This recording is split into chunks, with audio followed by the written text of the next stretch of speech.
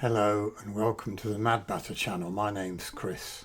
I'm recording this video as of the middle of May 2025, and a few weeks ago Adobe introduced a new masking feature to their suite of graphics programs, i.e. Lightroom Classic, Lightroom Mobile, Lightroom on the web and Adobe Camera Raw in Photoshop, i.e. across all their graphics programs. They're calling the new masking feature Landscape, although as I'll show in a minute I think that's a misnomer.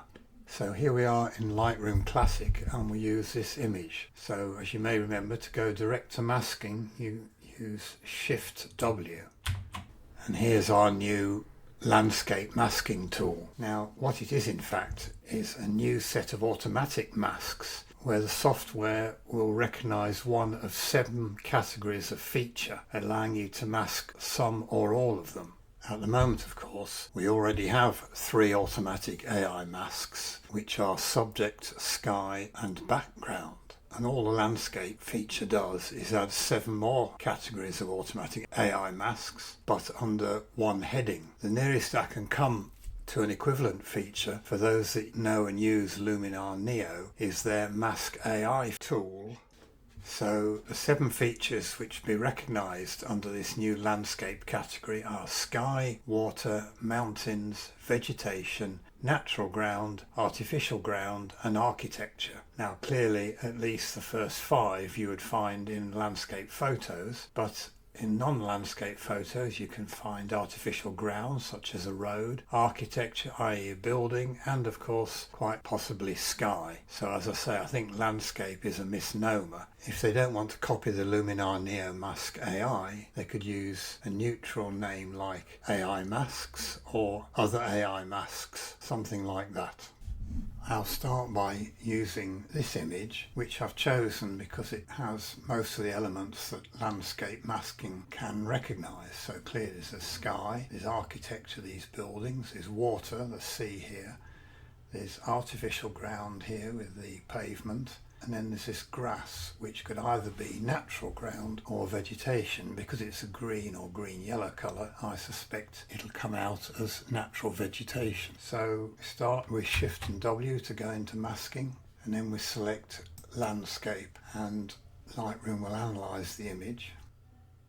And you'll see it's identified 5 elements as expected. The missing ones are mountains, which clearly aren't in the image, and natural ground because the grass has come out as vegetation. So you can choose any or all of these as you wish. So choose sky, architecture, vegetation, water and artificial ground. Now by default it'll create a mask, a single mask of all these elements, but you can click this box here to create 5 separate masks. So I'll do that and hit create mask. And here are the 5 masks. So we'll do a little bit of editing. Start with architecture. So I'm going to increase the exposure a little bit. Brighten up the shadows. Warm it up a little bit. And increase the saturation a fair bit. Makes it look either like a sunrise or a sunset. In fact, this is early in the morning, so I suppose it could be a sunrise. Now we'll switch to vegetation. Again, brighten it up a little bit. Same with the shadows. Cool it off to make the green a bit more green. Same with the tints, a fairly big minus. A slight tweak to the hue and some more saturation.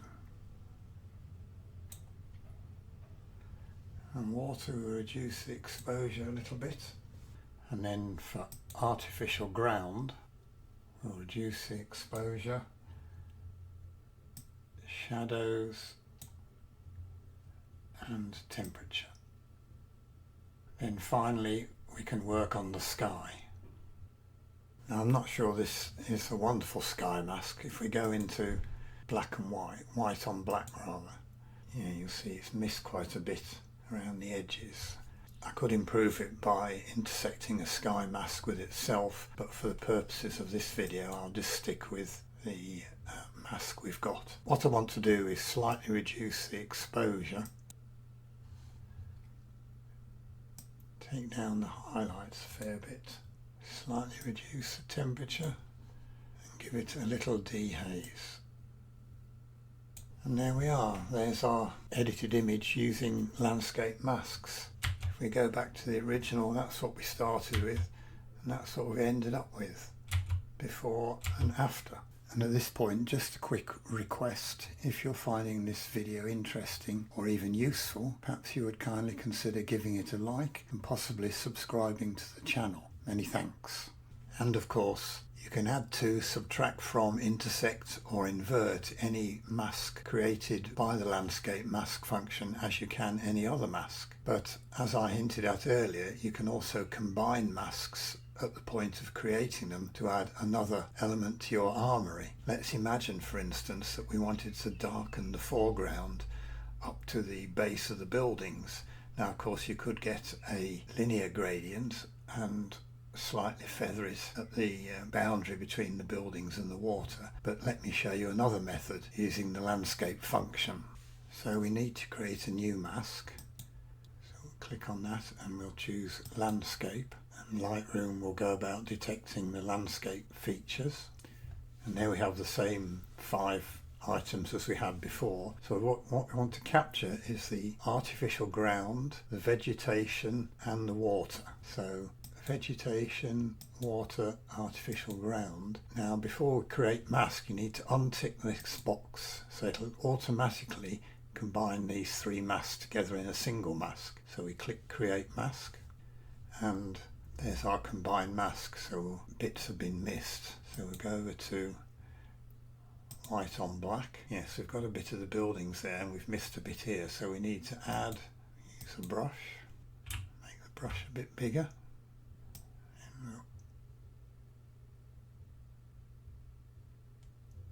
Brush over all the small bits that have been missed.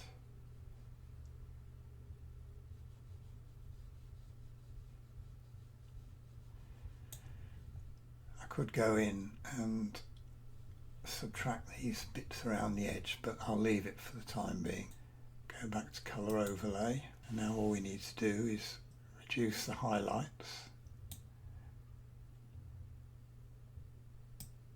and the exposure a bit,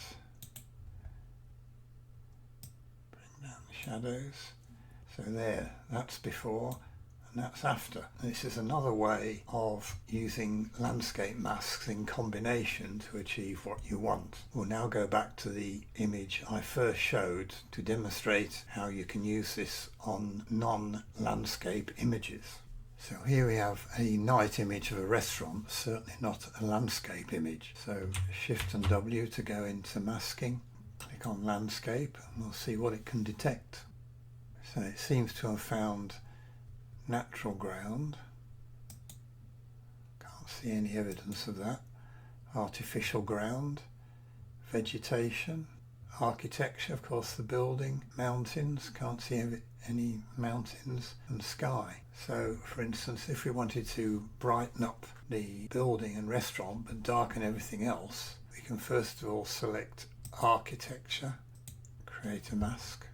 Now we'd probably want to improve this mask, remove some of the sky. The fact that it's not a perfect image doesn't mean you shouldn't use this method. So we'll start by subtracting a brush, make the brush a bit smaller, and just remove all these bits of sky. Don't need to be overly precise. And down here. And we probably want to add to get the tables, the waitress and these bits of walls here. So add brush. So go in and capture all this stuff. And the tables.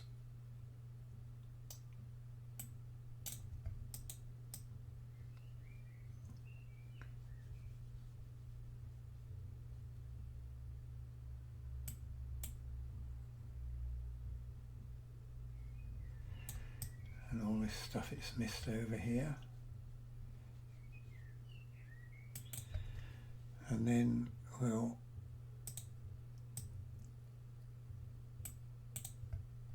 bring up the shadows,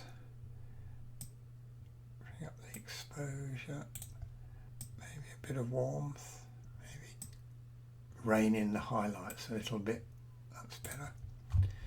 Now we want to darken everything else, so the quickest way obviously is to go into the mask we just created, hit duplicate and invert mask, and now we'll again douse the highlights, bring down the shadows, bring down the exposure. So very quickly we've gone from that to that. I mean, I was a bit sloppy with some of the masks, but it just shows you can use landscape on images which are not landscape images. So I hope you found this useful, and if you did, the video, and consider subscribing. Many thanks for watching.